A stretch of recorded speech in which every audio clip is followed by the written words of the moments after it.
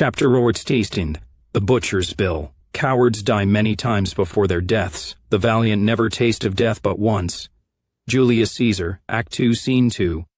Portland in the winter was never a cheery place at the best of times, but in this fourth winter of the trouble, it was a grim and haggard zone of concrete berms and razor wire, bombed. Out storefronts and buildings, and sullen people hurrying silently through rainy streets while trying to avoid the constant fatpo patrols and checkpoints that seemed to lurk around every corner in the central part of the city. Even citizens who had nothing to do with the NVA and who supported the government politically tried to avoid the body armored. Thugs, who had quickly gained an evil reputation for corruption, bullying, brutality, and sudden outbursts of mindless violence.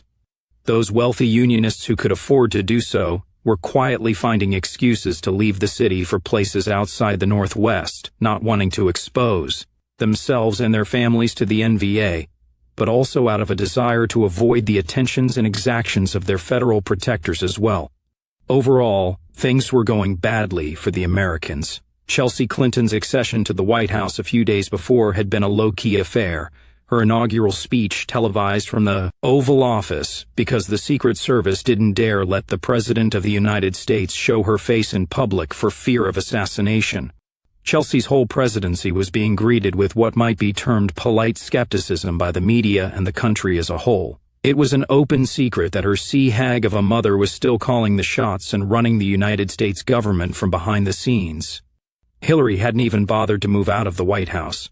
Even Old Man Bill was still to be seen on occasion, shambling the corridors in a drug-induced stupor in flip-flops, sometimes wearing an old bathrobe and sometimes in his underwear, setting off security alarms when he forgot his limited-access swipe card.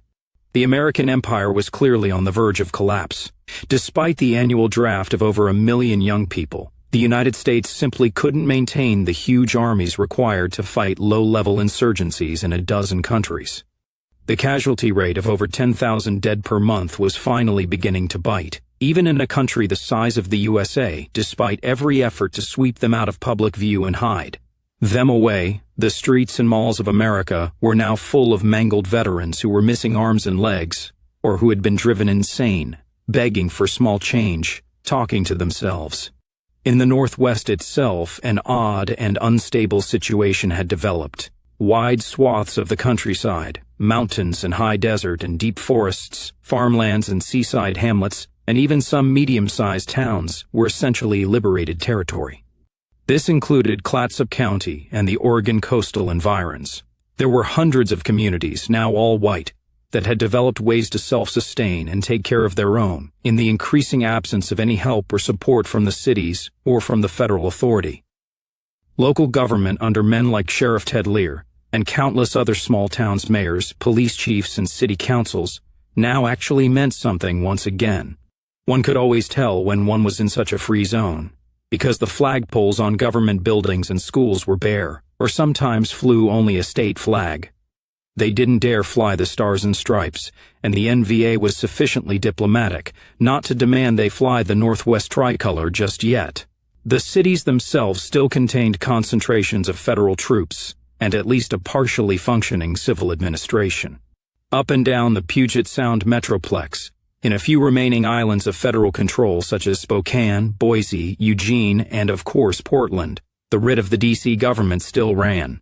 Sometimes, periodically, FATPO and whatever military was available back on brief rotation from the Middle East would descend by air on some rural district and conduct wide sweeps through the area, making arrests off lists of real and suspected NVA sympathizers, demolishing people's homes with bulldozers, and in some cases rounding up whole neighborhoods and towns for deportation to the camps in Nevada and North Dakota. The NVA would melt before them, and then begin nipping at the Americans' heels and extremities, sniping, cutting off patrols and wiping them out, demolishing vehicles, and sometimes whole convoys with IEDs, assassinating local Unionist collaborators and local officials who assisted the government forces, and sometimes staging lightning attacks on FATPO bases and camps. The Pacific Northwest was incredibly immense, and the United States simply did not have enough armed manpower to put a soldier behind every tree.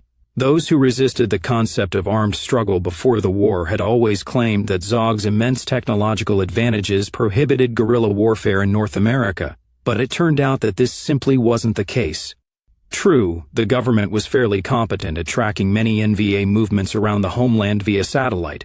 What they lacked was the manpower and the capability to do anything about such movements.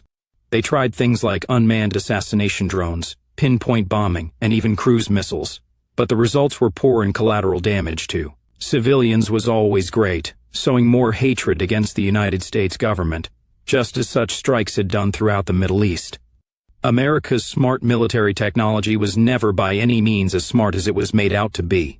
The feds tried dropping special forces teams and larger ranger-style companies into small towns and mountainous areas to hunt down and destroy NVA flying columns and base camps, and there were frequent fierce firefights and skirmishes far from civilization that the NVA did not always win, such as the complete annihilation of the famous Olympic flying column under Commandant Tom Murdoch and his famous partner, the beautiful Melanie Young. But the ultimate effect always fell far short of what the authorities anticipated, because they simply no longer had the resources to follow up on their local victories, and the rebels always came seeping back into areas that had been allegedly pacified the month before. It wasn't that the Americans had learned nothing from Iraq and Iran. It was simply that they had not yet figured out any way to use their superior materials and technology to break the human spirit.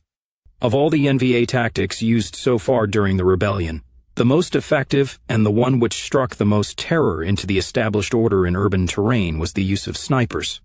It was the fear of sniper attacks that actually drove the non-whites off the streets and into their tightly packed neighborhoods, and which caused the American security forces their biggest headaches in protecting their own personnel, keeping them jittery, off balance, and paranoid, so that they never were quite able to mount a full-court press offensive against Jerry Reb.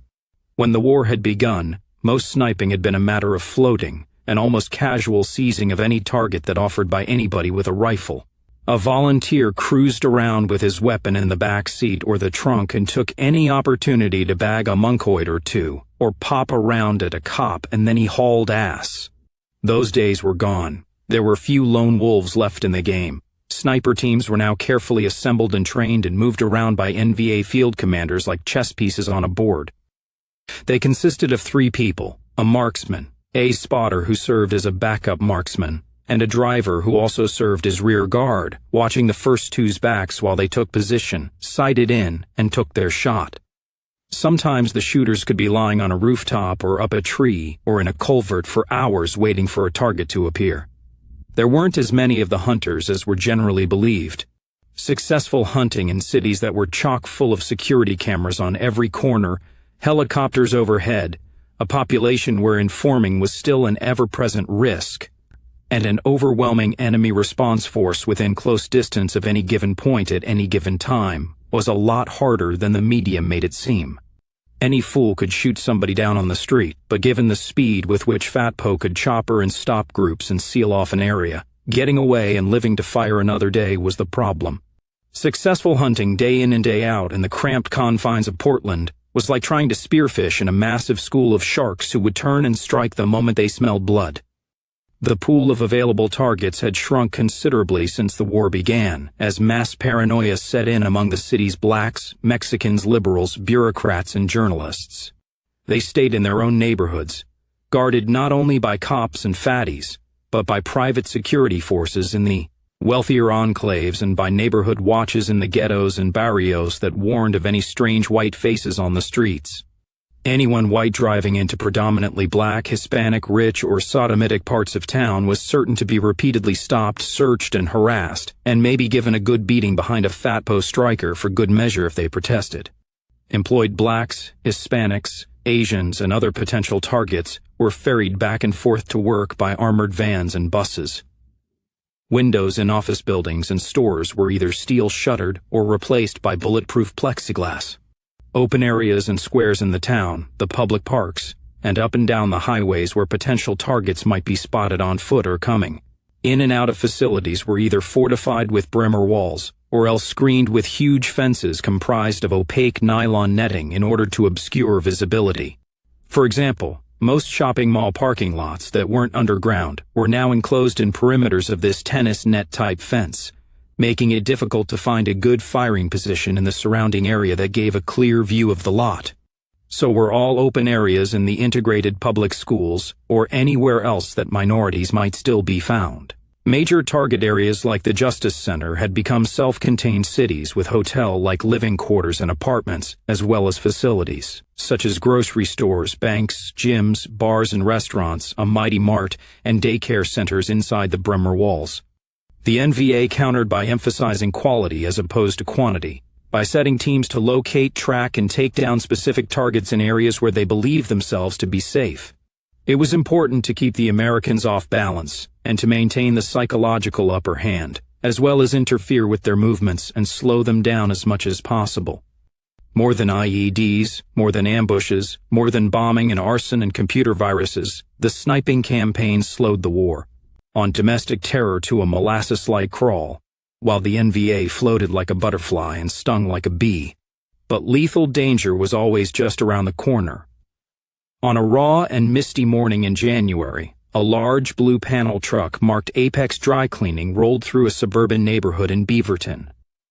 The blue trucks were well known in the metropolitan area. One of the growth sectors in Portland during the trouble had been home delivery of every kind, since more and more people had become afraid to leave their houses or immediate neighborhoods even for essential services. Anyone who could telecommute to his job by computer did so, and one could now place orders for almost anything online or by phone. Every professional, from the few remaining lawyers to CPAs to veterinarians and barbers, now made house calls.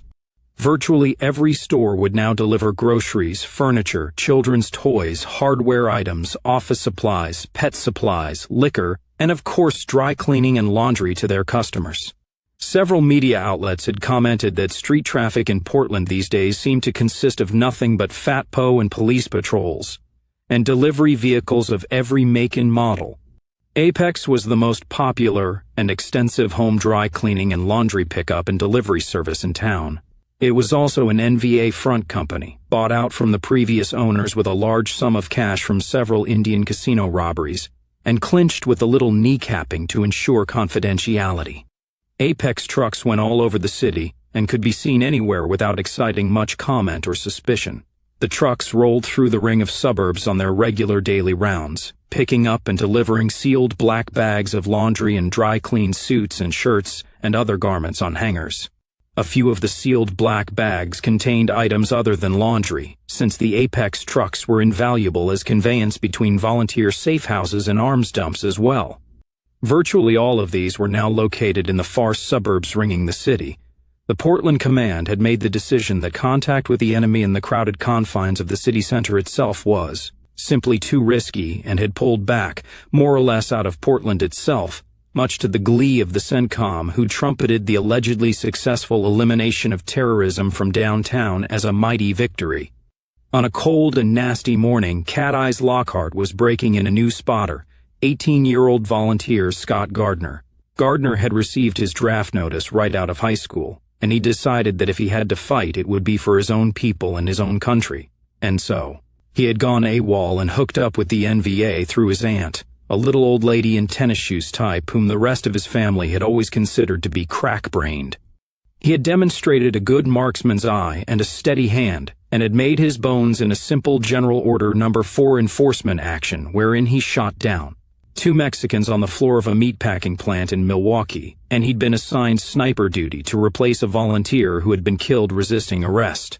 The 2 of them were riding in the back of the truck, with their weapons clamped into brackets built into the front bulkhead, watching events on the passing streets through several small cell phone video cams that had been carefully mounted and concealed on the exterior of the vehicle, and which fed wirelessly into a laptop inside the rear of the truck. They had a 4-way split screen, showing them a 360-degree view of the front, back, and sides of the vehicle. They could maximize any of those screens and zoom in on anything of interest. That's the one thing I don't like about these trucks, is having to rely on electronic eyes, Kat told Gardner. I like a window I can look out of, but the trouble is that windows imply passengers inside, and we want them to think there's nothing but laundry in here. Up front, volunteer Joseph Moore, a middle-aged man dressed in blue coveralls and wearing a blue baseball cap, was driving. He and Kat could speak to one another via 2 inexpensive handheld radios. Children's toys from Mighty Mart, in fact, but good enough for short-range communications. The truck had some special modifications that were carefully camouflaged and would be difficult to detect in a casual once over at a checkpoint. On each side and in the rear doors were narrow flip-up panels. That allowed a rifle barrel to be inserted through the aperture and a shot fired. A trapdoor opened downward and allowed access to the roof as a firing platform, and the truck's cab and panels were inlaid with molded bakelite forms by way of bulletproofing, which were effective while not weighing the vehicle down as much as steel plating would have done. "Okay, here's the procedure," said Lockhart to Gardner. "These apex runs are primarily for scouting purposes. You'd be amazed at how much information of all kinds you can pick up by just riding around, a lot of which we pass on to third section for analysis." "Like what, sir?" asked Gardner. "Don't call me sir, I'm just a volunteer like you," said Lockhart. "You can just call me Jesse or Jess. Or Cat Eyes, like everybody and his kid brother seems to do these days. If you don't mind my asking, why aren't you an officer, sir? I mean Jesse," asked Gardner. "You're one of the most famous volunteers of all, so why are you still a volunteer, so to speak?" "They keep threatening to promote me, but I've managed to hold them off so far," replied Lockhart. "I got no desire for all the hassles and responsibility. I just like to be out here on the street, shooting things that need to be shot. A lot of guys want to make good in the NVA so they can be politicians or military officers under the Republic, and there's nothing wrong with that, I suppose. People are always ambitious, and we can't all be starry-eyed idealists. Me, after the war, I may go back to Astoria and become a drunk again, or I may not. Haven't decided yet." "So what kind of information are we scouting for?" asked Gardner. "Just interesting things we see and hear," Lockhart told him. "Like who's parking what vehicles where, who's getting hassled by fatties and might be sufficiently resentful to help us out, which storefronts, and properties are newly vacant, which ones are newly occupied and who's moved in, places where we can stash things, you name it, but mainly we're looking for any likely target anywhere along the route, and we're finding some. Mostly what we're finding are affirmative action niggers and Mexicans who got affluent enough to get into some of these houses. Now they think they're hiding in plain sight, so to speak, because we won't be hunting them in Brady Bunch territory. We're also looking for anyone we can identify as having anything to do with the police, the government, the media, the bureaucracy, Jews, anyone responsible for employing any of the above. In short, anybody who needs removal. But unless someone really big like the governor or a military general or someone on that order pops up on the street in front of us, this is not shoot on sight. We need to be careful and remember all the bad guys who are out there after us, just like we're after them. Even if we see a nigger or someone whom we know'd be hostile, we don't just blast away like we used to do back in the day. We make a note of the location, and then we send a recon team in to check out the situation, see what the lay of the land is like, see how many there are, try and get a scope on exactly who they are and how important they are in the scheme of things. Above all, we make sure they're not some kind of fat post setup.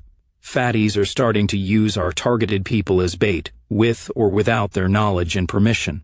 Blacks and homos and couples race mixing in public, that kind of thing, trying to lure us into attacking when and where they're waiting for us. Our guys in Seattle and Spokane and a couple of other places have walked into those. Nobody in Portland has yet, and I don't intend to be the first.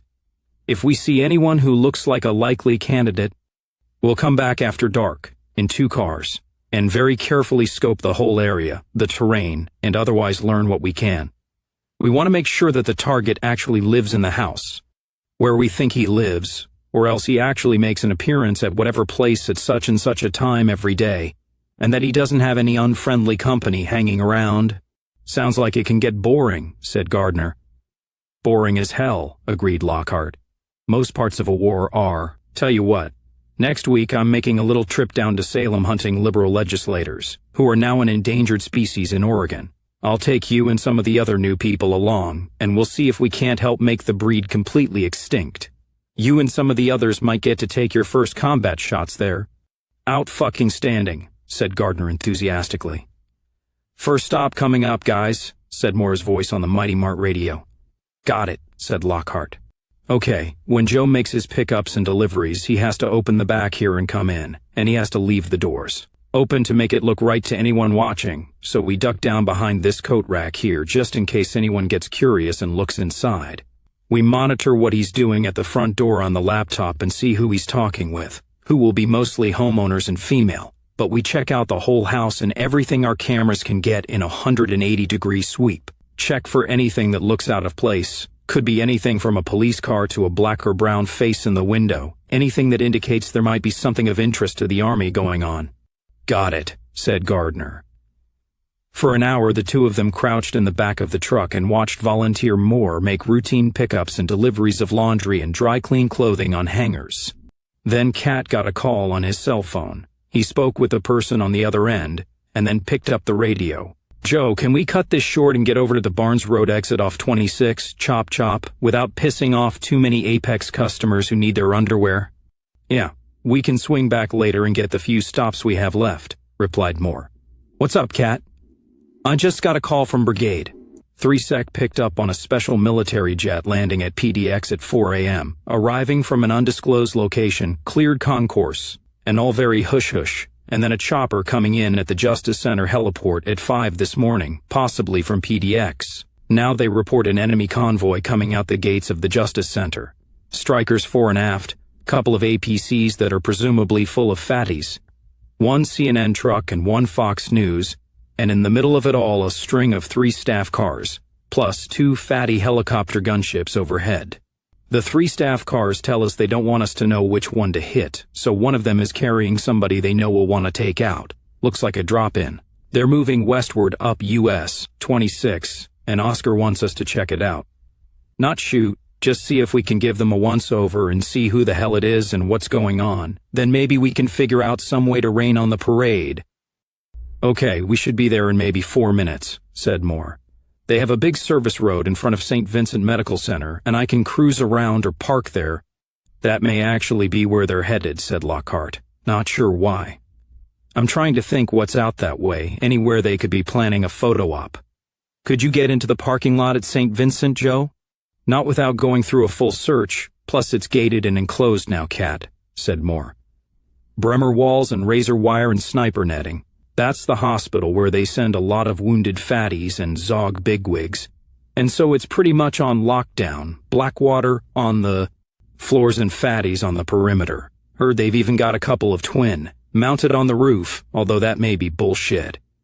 Even if I could bluff our way in and we could park, we couldn't get out if the shit hit the fan. Well, maybe they're going to the hospital for their drop-in, visiting the wounded heroes of Zion and all, or maybe not. Get us there and we'll see if we can pick 'em up and tag along. Lockhart put the radio back in its sheath. What's a drop-in, sir? I mean Jesse, asked Gardner. That's when some really big zoggy politician or general or celebrity decides to make a little propaganda hay off us evil racist dudes, explained Lockhart. They suddenly drop in on an operational area, literally fall out of the sky. Once on the ground, they stroll around shaking hands and making little speeches and kissing any babies that haven't been blown away. Trade a few backslapping jokes with the village idiot, that kind of dog and pony show. They want to show the folks back home how safe it all is, and how the forces of truth, justice, and the American way are winning, and victory is just around the corner. You get the idea. All the unfriendly locals and the dead bodies and the burned-out vehicles have been swept off the streets, and the whole time the big shots are, surrounded by a whole battalion of men and machines and heavy weapons to guard them, but the TV cameras crop those out of the picture, of course. Then they vanish away back into the sky and the shooting starts again. Bush, too, and Hillary used to do that crap all the time to us in Iraq. Drop-ins are a real pain in the ass. Everybody's jumpy as hell. That big throwdown me and Jimmy Wingo and Kiki McGee got into downtown on Flanders Street a few years ago was because of a drop-in, the vice president. To make matters worse, we didn't even get him. Never got close. So who could be dropping in on us? Asked Gardner.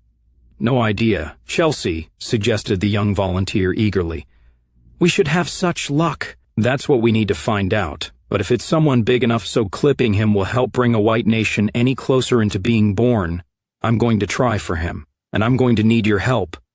Lockhart grinned at him. Who knows? You may get in your first combat shot as a marksman a lot sooner than you think.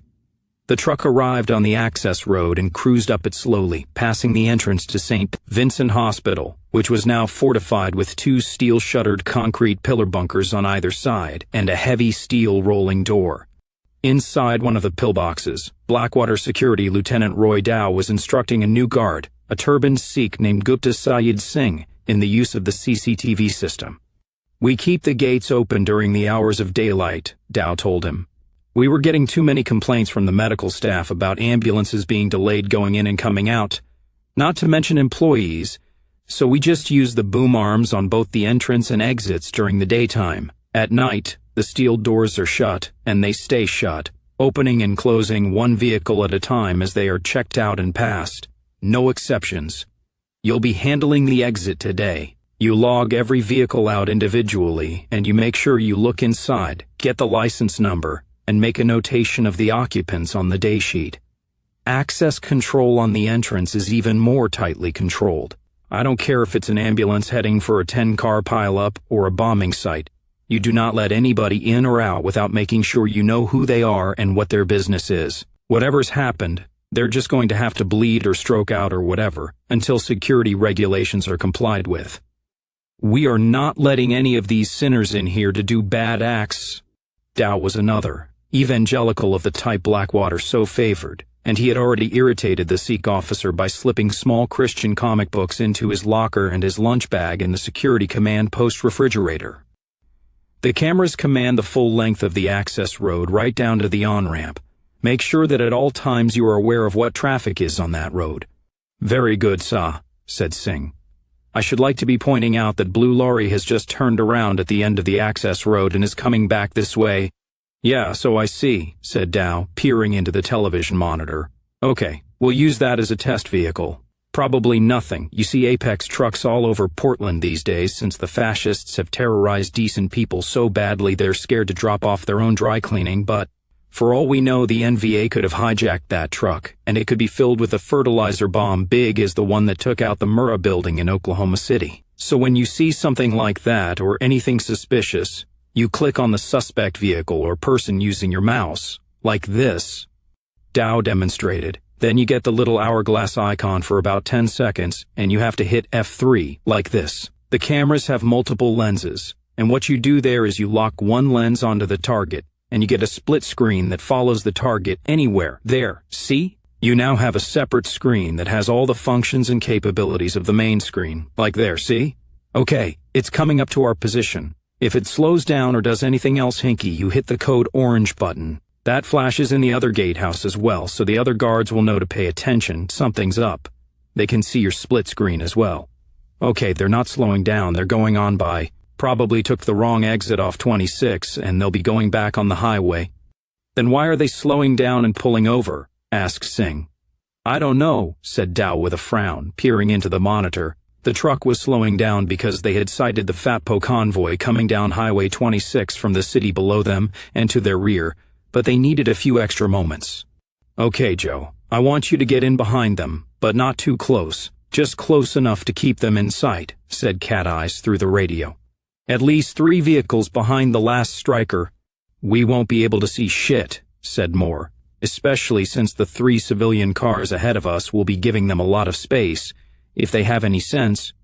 "I know, but right now we just want to see where they're going," replied Cat. In order to give the Federals a sufficient lead, Moore had to slow down and ease the truck toward the right shoulder of the road a bit, almost as if he were about to pull off.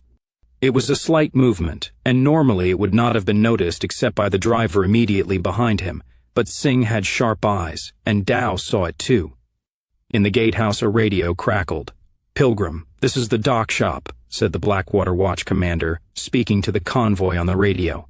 "We have you on visual. All clear."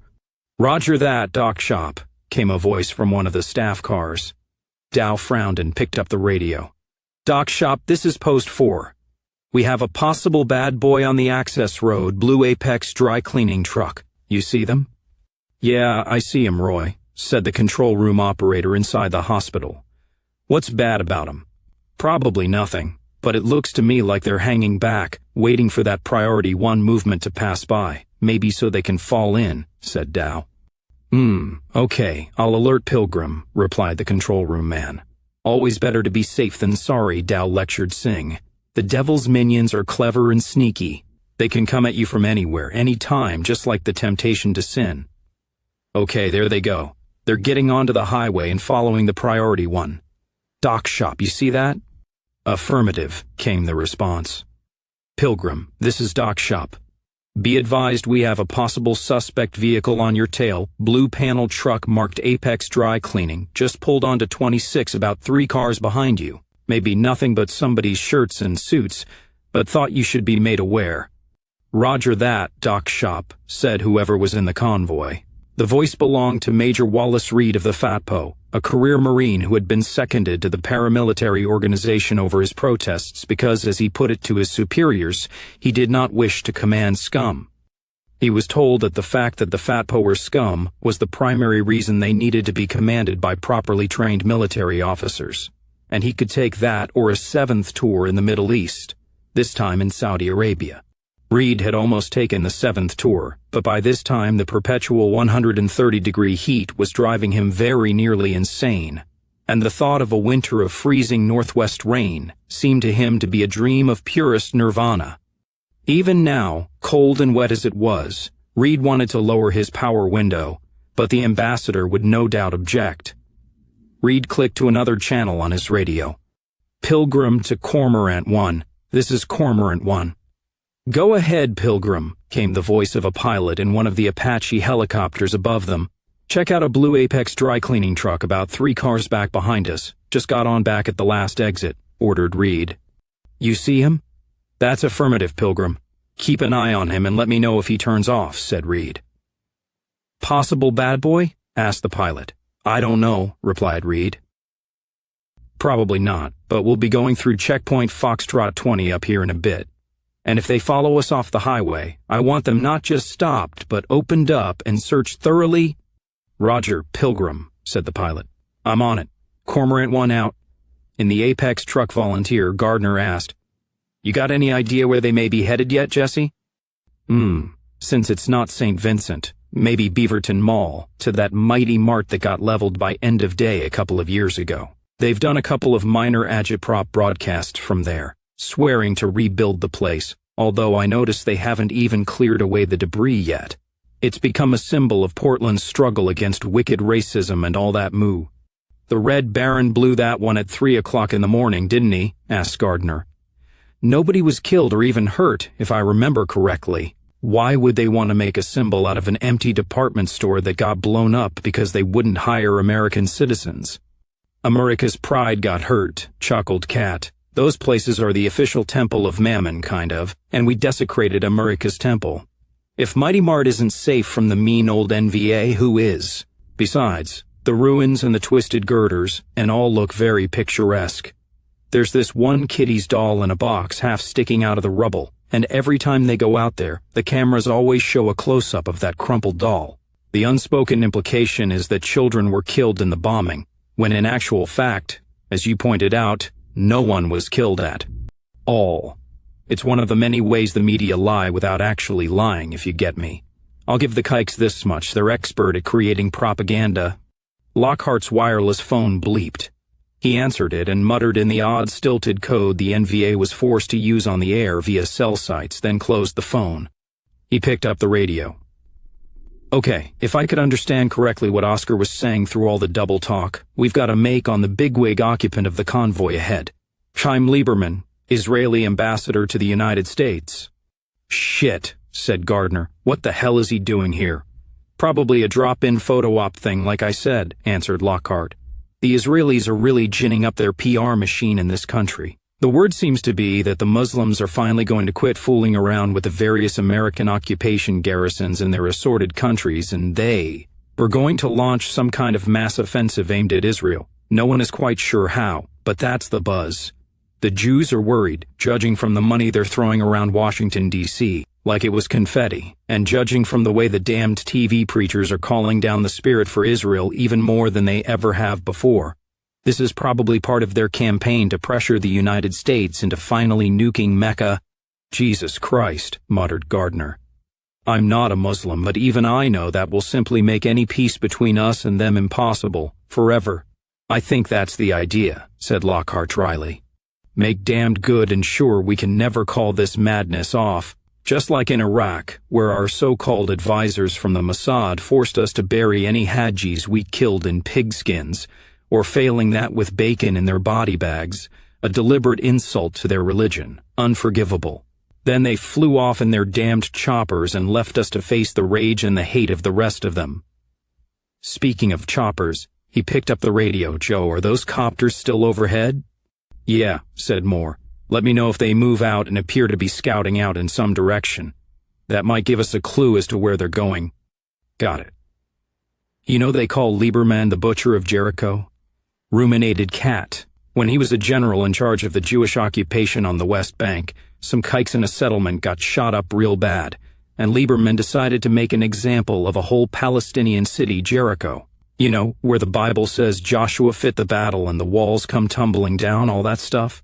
He cordons off the whole city in a night maneuver, and then about 4 a.m. he sends over helicopters with feathered engines and drops gas bombs. Good old-fashioned mustard gas. Thousands of people died in agony in their sleep. Men, women, children, babies, everybody. The ones who survived are all blind or their lungs are shot for life. Hillary actually called the Israeli Prime Minister to congratulate him on the bold strike against terror. Lockhart sighed. I've always felt bad about what we've done to those people. A lot of guys came back from the Middle East hating them all, mindlessly, and considering some of the things they did to us, the beheadings and all, I can understand that. But we started it, back in 1948, when we turned those filthy Jews loose on them and stole their land, and then we came again to steal their oil. I killed them, but I never hated them. They were just doing what even then I wished American white people would have the balls to do someday. I sure would like to take this kike down. My way of apologizing to all the people I hurt over there. When they get to where they're going, will you take a shot? Asked Gardner eagerly. Yeah, one way or the other, unless it's just plain suicide for all of us. Looks like they're turning off, came Moore's voice from the cab. Cornell Road exit. Now what? Wondered Cat. Where the hell are they going? Joe Moore spoke on the radio. Cat, good news and bad news. Bad news, there's a fatty roadblock at the top of the off-ramp, and they're going right through it. Good news, we have a couple of Apex pickups on Cornell and down on Thompson, and they're on my trip sheet, so we ought to be able to talk our way through. Go for it, said Cat Eyes, deciding quickly. Moore pulled off at the exit, and the blue truck pulled into the line of cars at the top of the ramp, waiting to pass through the standard mobile checkpoint, which consisted of a portable, manually operated boom, and about 20 FATPO officers in their dark blue, almost black serge outfits and body armor, on both sides of the road. He reached back and pulled the row of suits and shirts on the rear rack closed. Anyone looking in the back of the vehicle would see only garments and plastic on hangers and plastic bags on the floor. Okay, Scott, get your weapon ready just in case anybody sticks his nose a bit too far back in here who should have kept his nose the hell out. Lockhart took his M24 out of the clamps and chambered around. Gardner took his own rifle out, a stare, hunting rifle with a scope, and did the same. This could be tricky, but Apex trucks were a familiar sight on the streets, and on any given day they would go through at least one FATPO or police checkpoint. They were almost never searched anymore, and on the rare occasions when they were, so far they had been carrying nothing but laundry. Moore's papers were all in order, and he had made it past such checkpoints often before in the past week. He even knew some of the fatties on his route by name now. Moore didn't know the captain who stepped up to his cab with his M16 at the ready, a white man with a blank face and the deceptively polite tone of a policeman who was about to do something very bad. Nor did he know the 3 FAPOs who stood behind him in the cold drizzle, their weapons also at the ready. In both his side mirrors, Moore could see more armed gun thugs moving around to the back of the truck. The captain said, "Sir, please turn off your engine and step out of the truck." "Sure," said Moore with a shrug. "Let me get my trip sheet." Moore leaned over a little to his right to reach for his Browning high-power automatic, and some instinct made him duck down just as one of the Federals fired a rifle bullet into the cab, creasing his left shoulder and the left side of his face. Moore floored the accelerator without even seeing where he was going, smashed through the portable roadblock boom, came up with the Browning in his right hand and managed to fire several shots at the scattered fatpos as he roared down Cornell Road, swerving to avoid oncoming traffic and picking up speed, the truck wheels spinning on the slick asphalt. He could barely keep his wounded left arm steady on the steering wheel, and he had to set the gun down on the seat to pick up the radio to talk to the men in the back. "Cat, they're onto us," he yelled. "I don't know how, but when I pulled up, they all moved in on us, locked and loaded." "Yeah, I saw," said Cat. "Are you okay, Joe?" "I'm hitting the left side somewhere, and my arm's starting to hurt like hell, but I can still drive," reported Moore. "Do we bail?" "Those damn choppers," said Cat with a curse. "No point in bailing with 2 copters to Bird Dog US, plus they're gunships and they're probably about to blow us off the road. Joe, you've got to floor it and catch up with that convoy. Get in among them so close the choppers won't dare fire their rockets or chain guns for fear of hitting down into their own men. Then if you can get past them, head for that bird sanctuary up on Cornell here. That's about 4 square miles of woods, and we can at least find cover in the trees there and try and work our way out. That just gives us the strikers to worry about," said Moore, who knew that their chances were now slim to none. "What that fuck? Hang on!" Moore floored the accelerator and sent the truck hurtling down Cornell Road NW, passing slower-moving traffic like a madman, and within seconds he had the rear armored vehicle of the convoy in sight. He picked up the radio. "They may think we're a truck bomb and run," he yelled hopefully to Cat in the back. "Just don't roll us over," replied Lockhart grimly. "We got no seatbelts back here." The crew on the rear strikers seemed to be napping, or else they were afraid to fire on a truck that might be full of explosives because the blue truck caught up with the motorcade right in the intersection of Cornell and Skyline Boulevard, and the staff cars scattered like quail in a covey. There was no telling which one of them contained the Israeli ambassador. The lead striker raked the truck with a machine gun burst as it roared by, perforating the entire length of the vehicle and shredding some Portland citizens' laundry, but by some miracle not hitting any of the volunteers. Lockhart was watching the outside through the laptop. He picked up the radio. "Joe, we got an Apache closing in on us upstairs. We're about 10 seconds from getting a Hydra missile up our ass. We have to bail." "I'm coming up on Thompson Road. That bird sanctuary is up on the hill to the right," yelled Moore. "I'm going to pull into that gas station up there, and then we bail and run for it on foot. Maybe those fatpo assholes won't fire rockets into any place crowded with civilians. Yeah, and maybe when they catch us, they'll give us cookies and milk." "As soon as he stops, we get those doors open and move out," said Lockhart to Gardner. "We need to make it into the woods where they can't watch us like bugs under a microscope from those choppers. Let's just hope they don't have infrared tracking gear. We want to make the motherfuckers come in after us, up close and personal." Moore was wrong about the fatpos exhibiting compassion and concern for civilian life. The Apache gunship rocketed the truck without compunction within seconds after it came to a halt. Lockhart and Gardner made it out of the vehicle. Moore, who had to open the left-hand driver's door by reaching across with his right hand and climb down out of the cab without the use of his blood-soaked left arm, was a few seconds too slow. He was killed when the truck exploded into a million shards of metal and tatters of cloth. A second rack of Hydras, which the Apaches seemed to fire just for the hell of it, detonated the gas tanks beneath the concrete. The ground thundered and a huge fireball billowed upward into the sky, a conflagration that killed 12 more people who had stopped for gas at the wrong place at the wrong time, or who worked at the station. But the explosion and the curtain of black smoke that rose into the air was able to keep the whirlybird off Lockhart and Gardner for almost a minute. When the copter spotted them again, both volunteers were running up a low hill toward the tree line of the Portland Audubon Society's bird sanctuary, rifles in hand. The Apache's California Asian pilot, Warrant Officer James Yee, had always wanted to be black. Even in his cockpit, he wore a red Los Angeles Lakers baseball cap on his head, backwards. "Yeah," he screamed, "that's what I'm talking about." Yee's co-pilot, Warrant Officer Eddie Williams, really was a Negro. The two of them had a running gag going. They liked to play Rush Hour, after a particularly moronic series of movies from a few decades before. "Man, when you get back to base, will you look in a mirror?" Counsel demanded of his partner. "Read my lips, Holmes. You are not black. Shut up and let me fly this thing while you waste those crackers," responded Yee.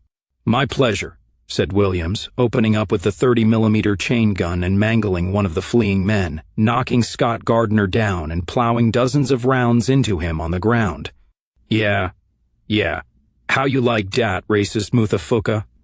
How you like some of dat? The Apache roared over the dead man. There was a loud clang inside the cockpit of the Apache, and Williams began to scream and scream like an animal. They shot my dick off. They shot my dick off, he shrieked, thrashing about in his seat like a spastic. Yi looked down and saw that his partner's crotch was a sodden mess, spurting blood onto Williams' flight suit in the seat. A bullet from Cat Lockhart's rifle had been fired from the ground right into the underbelly of the helicopter, and it had indeed detached Warrant Officer Williams' genitals. "Where my dick? Where my dick?" moaned Williams, fumbling on the ceiling and around the seats searching for his missing manhood. "Dey can put it back on, right, man? Dey can reattach my dick, huh?" Yi heard another clang as a second rifle bullet popped into the cabin, and he decided that the point had been reached when discretion was the better part of valor. He turned around and radioed, "Pilgrim, this is Cormorant 1. Target destroyed, 1 terrorist down and 1 still in the wind. We have been hit, and my CO pilot has been severely wounded. Returning to base." They never did find Eddie Williams's penis, but it didn't matter. By the time Yi landed back at the Fat Po Air Base at PDX, Williams had bled to death. The flight of Cormorant 1 gave Cat Eyes Lockhart time to make it into the tree line of the bird sanctuary. Down below him he could see the Fat Po convoy pulling up within a safe distance of the burning gas station, and he sighted in his rifle on them. Down below, Ambassador Chaim Lieberman got out of the staff limousine. Lieberman was an Israeli of the old arrogant type, tall and lean and muscular, tanned, coiffed hair and movie star good looks.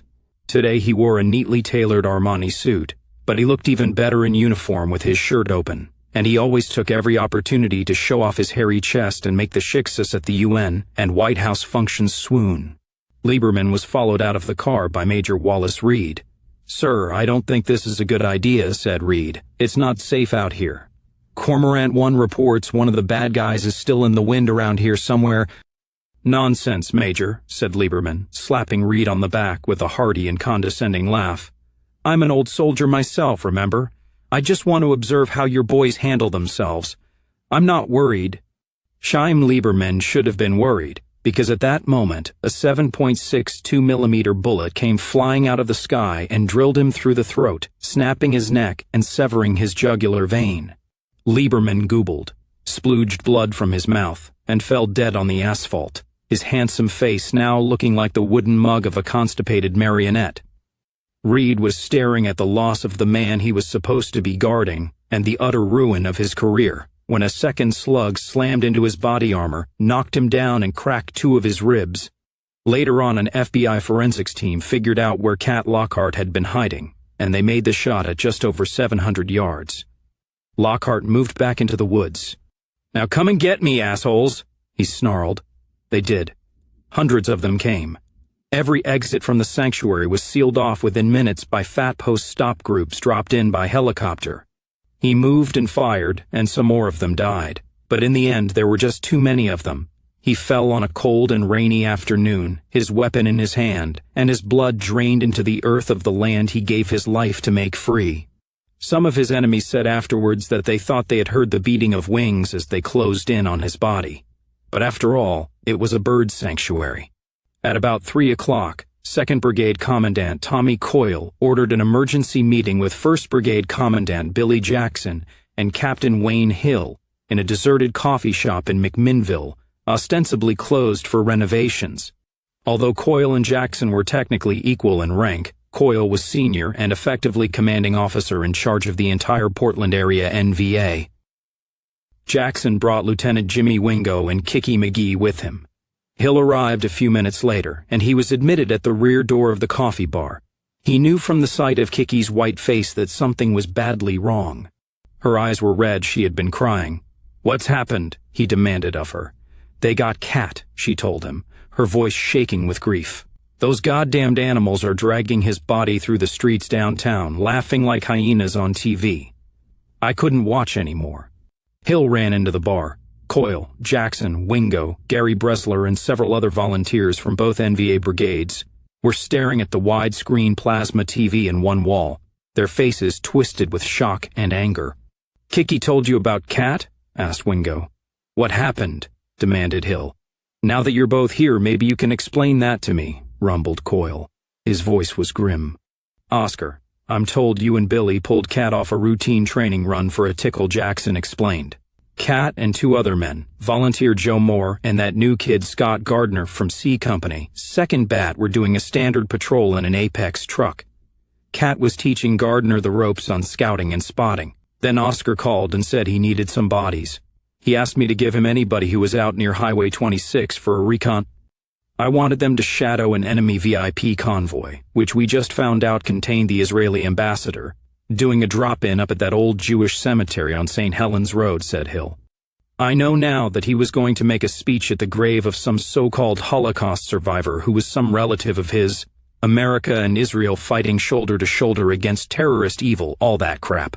But at first we didn't know where he was going. Our information from the JC comes in by dribs and drabs.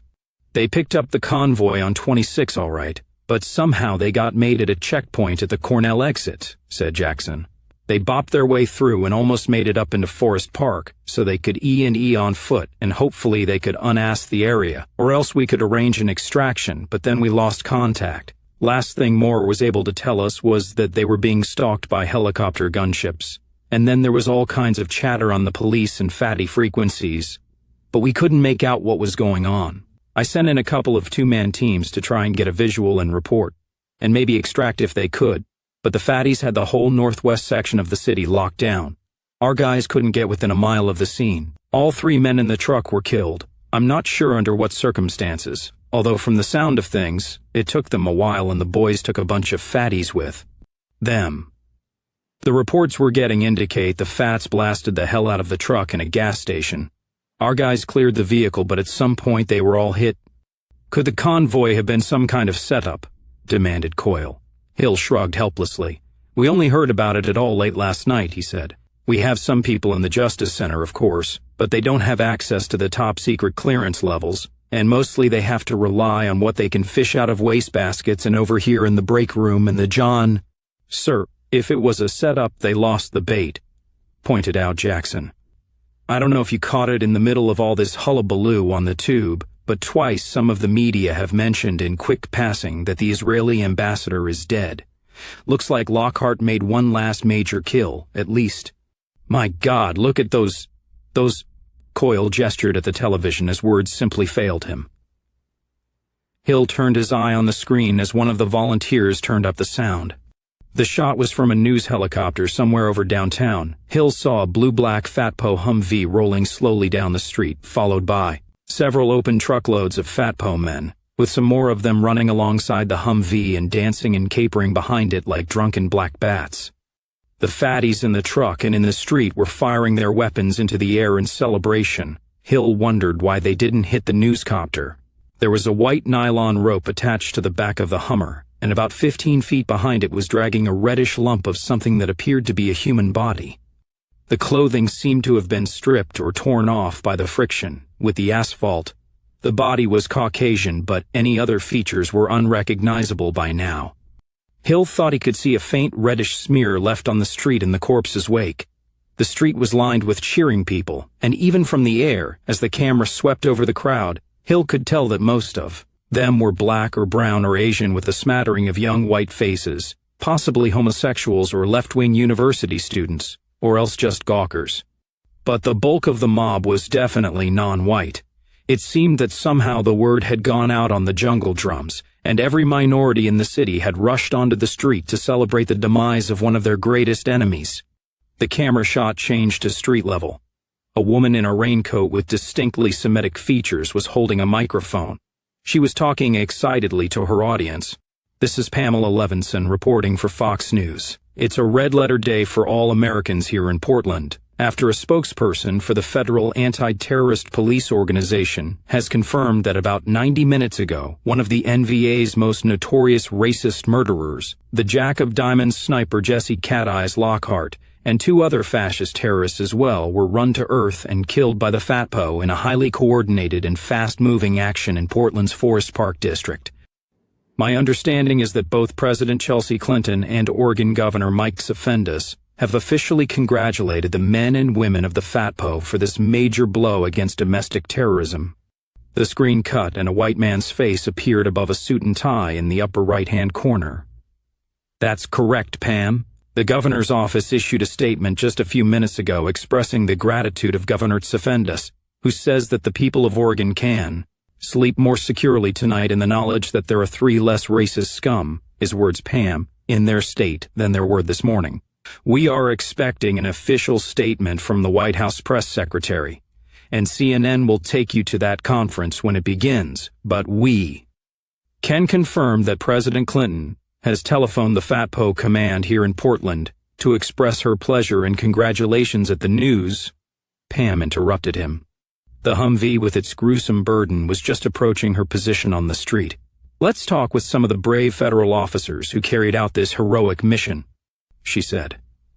She and the cameraman managed to force their way through the crowd and into the street, and Pam collared one of the dancing, yapping FATPO men who boogied and leaped and writhed around Lockhart's defiled corpse. The FATPO in question was a Negro with a small pencil mustache and a gold tooth. "Can you tell us what happened, officer?" yelled Pam. "How did you do it?" "Shot dat white motherfucker in de ass," shrieked the maddened black. "Put his racist motherfucking ass all the way down. That's what I'm talking about." Then the camera zoomed on the crushed and bloody mass of flesh and bone that had been Jesse Lockhart. All of the NVA men in the bar turned away and one of them snapped off the sound. There was a long moment of silence. "May I suggest this might be an appropriate occasion for Operation Festival, sir?" asked Jackson quietly. "Technically, I'm supposed to get the Army Council's permission before I initiate Festival and possibly cost us more casualties than we can afford to lose," said Coyle with a sigh.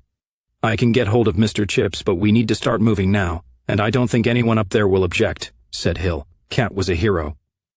"Or perhaps I can have difficulty getting through, if you think it's better." "No, don't do that. He'll probably be calling you anyway," said Coyle. "I am not going to lie to myself or anyone else. Losing Cat Eyes Lockhart is a major blow, and we need a major response. That's always been our policy. We never let the Americans claim a victory without getting one up on them. We cannot be perceived to have lost the momentum. Festival it is. Wait for the AC's call, and if somebody up there starts getting skittish and wants to hold back, give it to me and I'll handle it. After a couple of hours you may not be able to find me anyway, because I'm going out with the rest of you. I know that may not be command professional and all that, but I will be damned if I don't get some of their blood from me too." "What's Operation Festival?" asked Kiki, who had come back into the room. "That's when we turn the badger loose and go after these sons of bitches with everything we've got, comrade," said Coyle. "It was originally intended to be used if anything came up in Seattle or Spokane or some other situation where a major diversion was called for in order to take military pressure off some other point where the enemy was concentrating, but I agree with Oscar. In this case, it's called for. Lieutenant, you know your company's festival assignments?" "Yes, sir," said Wingo. "Ditto the second." "All right, festival it is," said Coyle. "Oh, God," said Kiki in despair. "I just thought. Who's going to tell Christina Ekstrom about Cat?" Coyle looked at her in surprise. "Why? Were they—" "Yes, sir, ever since California," confirmed Kiki. "Chris went back to Astoria and 3rd Battalion, but I know they were still seeing each other whenever they could—" Coyle's phone beeped. He opened it and listened. "Speak of the devil. Yeah, it's festival time." "Your guys coming down to join the fun, Zack?" asked Coyle. "I couldn't stop them even if I wanted to," replied Hatfield on the other end. "Cat was a local boy, remember? Okay, before you just go roaring into town blasting, I want you to meet me at the Sugar Shack at," he looked at his watch, 1,800 hours, "and we'll get coordinated. Also, I've just been informed about Cat and Lieutenant Ekstrom. Does she know?" "She knows," said Hatfield. "Please convey my deepest personal sympathies," said Coyle, "to her and her father and to all the volunteers of 3rd Battalion." "Already done, sir." "Sugar Shack at 1,800 it is." Zack hung up. Coyle dialed the phone. "This is Garfield," he said. "I want a big dish of lasagna. A sap call me back." He closed the phone. "In a minute, I will be making an address to all NVA personnel in both brigades," he explained to the others. This will be digitally recorded and sent out to every officer's phone we've got as a voicemail message, and either transmitted onward or played for every volunteer in the command. I know it's risky sending something like this in the clear with the way they monitor the cell towers, which is why we've never used this system before, but there are times when I have to speak to my people straight up, and this is one of them. They continued to stare at the television with loathing. "Shit!" yelled Coyle after a bit. "They're taking him to Flanders Street." Sure enough, the Humvee and the motorcade and mob behind it had halted at the corner where the Battle of Flanders Street had been caught on video and sent around the world. Coyle switched on the sound again. Pam, the CNN newsman, had followed the vehicles and was talking again. She was not only smirking, the smirk was in her voice as well. "If I didn't already know that was a Jew, I'd know that was a Jew," snarled Wingo in anger and loathing. Pam gabbled on. "It looks like Fat Po has decided on a little symbolic payback for the heroic death of Portland Police Chief Linda Hirsch and a number of other fine and brave Portland police officers. Here at this now infamous intersection of Flanders Street and 13th Avenue, where Lockhart and two accomplices murdered Chief Hirsch several years ago."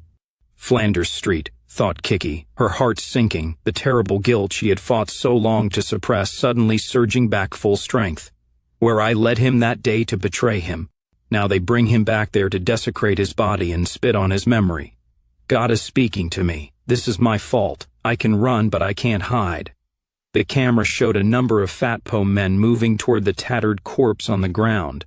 They had bayonets, knives, and entrenching tools in their hands. The TV flicked off. They all looked up and saw Oscar lay down the remote onto the bar. "We don't need to see that," he said quietly. "We have to keep our heads clear and our hearts calm for this thing tonight. Our anger is righteous. But if we let it override our judgment, then we'll make mistakes and there will be more dead to add to the 3 comrades who died today. We can read about it in the papers tomorrow, in a couple of paragraphs tacked on to the end of the long stories about what we do to them tonight." "I agree," said Coyle with a heavy nod. "Thank you, Oscar." Coyle's phone rang. He picked it up. "Ready?" he asked. There was a pause, and then he spoke. "Comrades, this is Commandant Thomas Aquinas Coyle of the 2nd Portland Brigade, Northwest Volunteer Army. You will have heard by now that this afternoon we lost a brave volunteer, a true hero of our folk, and a good friend, as well as 2 other good men. Even as I speak, the enemy is rejoicing in the streets of Portland, howling and roaring in triumph like the beast he is. That will cease. It will cease tonight because we are going to wipe the smirk from his bubble lips and strangle the laughter in his vile throat. With their unclean blood we will wash away the stain of the dishonor that has been offered to Jesse Lockhart's mortal remains. The action upon which you are about to embark is called Operation Festival. For the next 24 hours we are going after these sons of bitches. We will hunt them down like the vermin they are, and we will turn their cackling laughter into screams of agony and terror. They rejoice now. This time tomorrow they will be hiding their faces and trembling in terror of the reckoning we will exact from them. You will all be informed by your respective company commanders as to your specific targets and modes of attack. Keep as much to the plan as you can, but don't be reluctant to improvise and take on targets of opportunity. Just don't get yourselves killed in the process. We have 3 comrades to mourn, and I am sorry to acknowledge the likelihood that this time tomorrow we may have a few more. I want our own butcher's bill to be as small as possible, while the butcher's bill of the enemy will be immense. Blood vengeance for a fallen brother is a just and righteous act, and a moral duty to all men of honor and pride. Suicide fails our cause and our future, and it fails Cat Eyes Lockhart and Joe Moore and Scott Gardner. They would want us to live for the Republic, not die for it. Spill the enemy's blood tonight, but spare your own as much as possible. Our day of victory is coming, comrades. We all know it. If Zog was capable of defeating us, they would have done so by now. We're going to win. I want all of you to be there with me when General Order Number 10 is rescinded, and we can all raise a glass to the memory of Jesse Lockhart and all of the men and women who have given up their lives that our land and our folk might be free. Be careful out there tonight. Shoot straight and make these evil people pay in blood the price of their insult and cowardice. Good luck, comrades, and good hunting. Coil out. That night all hell broke loose in Portland. To the media and the people of the city, it looked spontaneous, like an eruption of NVA vengeance for Cat Lockhart's death. It wasn't. The Army Command had been making plans for Operation Festival for a long time, diddling with ideas and target selection, extrapolating tactics and enemy responses, updating the plan periodically in case it ever had to be implemented on short notice. The main problem was the large numbers of Fatpo gun thugs and Portland police on the streets, especially those surrounding the main targeted areas. In the hostile neighborhoods and around key facilities such as the airport, the Justice Center, police stations, and power plants, etc. Whenever possible, the enemy forces themselves were to be engaged and destroyed, but the main objective was to get past them and gouge into the large remaining number of soft but important targets in Portland. About dusk, the two urban brigades of the NVA coalesced into a little over 100 assault teams, 4 to 6 people per team, with at least 2 vehicles per team. Some of these were combined into larger special task forces with specific objectives. It was dark and overcast with no moon, but not raining, cold but not unbearably so. Everybody was out for this one, even covert operatives like Ray Ridgway, who operated as a spotter and was able to zero some of Oscar's assassin squad in on several wealthy Zionist targets he surreptitiously located for them. Wherever they were hiding from the ruckus, in their homes, their clubs and offices, and in swank hotel rooms. In addition, Coyle had at his disposal around 250 well-armed volunteers from 3rd Battalion down on the coast, who arrived by assorted back roads and assembled at the safe house known as the Sugar Shack. Zack Hatfield and Coyle tried to move them out almost as fast as they came in to make sure too many volunteers weren't assembled in the same place and vulnerable to a surprise attack. After conferring with Hatfield, Coyle had the 3rd Battalion people lay a series of ambushes at over a dozen on- and off-ramps along U.S. Highways 26 and 30, as well as Interstate 5 coming into Portland. The object being to control access to the western part of the greater metropolitan area and interdict any attempt by Fatpo or the police to move large bodies of men and weapons from point to point on the ground. Commandant Billy Jackson and 1st Brigade were assigned the mission of attacking and doing as much damage as possible in downtown and North Portland, the last remaining African ghetto of any significance remaining in the homeland. If it looks at all feasible, I want to see if we can clean out that whole damned black spot tonight, Coyle told him. We need to beautify the City of Roses by making sure there's not a single black face on the streets. Oh, and while you're at it, see if you can clean up Portland University. According to Tom and Becky, the few decent white students live off campus, so it's pretty much a free fire zone. Can you let me have the smokers, Tom? Asked Jackson. I think they're just what the doctor ordered for those putrid groves of academe up there. That's affirmative, said Coyle with a nod. Tonight we unveil all 3 of our secret weapons and introduce them to Mr. Jew. 2nd Brigade's task was to hunt down, engage, and destroy any Fatpos and police whom they could ambush and outgun, pin them down at their checkpoints with small arms fire and RPGs, and eventually force them to pull back into static positions like their barracks, or police stations, or the Justice Center, to occupy their attention, interfere with their movement, and give the other volunteers free rein to do their thing in the city. Once the melee got started, there was a good deal of overlap between all 3 of these missions and forces, and by morning the situation was so confused that no one could ever really tell what into whom. By 7 o'clock that night, the television news had figured out that something was going on and interrupted regular programming with a series of increasingly confused and hysterical reports and rumors. Fatpo and police patrols moving through the winter darkness were being fired on from every corner and rooftop by snipers and RPG, by small parties of volunteers, then vanished into the night. What little nightlife still existed in Portland was down in the Pearl District. Now small groups of men and women were running through the streets throwing hand grenades and Molotov cocktails through the doors and windows of trendy yuppie fern bars and nightclubs, shooting anyone with a black or brown face, dodging into alleyways and in and out of buildings when the police pursued, then turning and firing on their pursuers. By 7:30, the downtown area was rattling and crackling with gunshots, bursts of automatic weapons fire, and the intermittent hollow boom of explosions, mixed with screaming and shouting as patrons of various establishments fled for cover. Media news trucks and reporters who attempted to get out onto the streets and report what was going on were also fired on, and several journalists and techs were killed, including a well-known correspondent from the Canadian Broadcasting Corporation.